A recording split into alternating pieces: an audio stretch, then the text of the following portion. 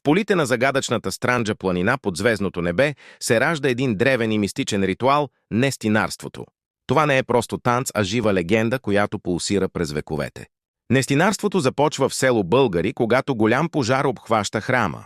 Според легендата, една възрастна жена влиза боса в пламъците, за да спаси иконата на свети Константин и Елена.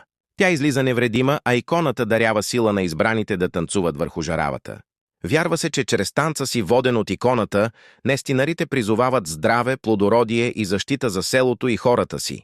Под звуците на Тапани Гайда, нестинарката, в състояние на транс, стъпва боса върху нажежените въглени.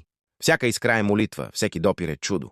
Този обичай пречиства, лекува и разкрива бъдещето, но най-вече носи благослов и закрила.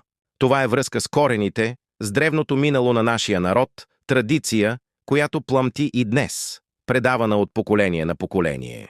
Нестинарството е не само танц, а израз на непоклатима вяра и дух, който не се предава пред нищо.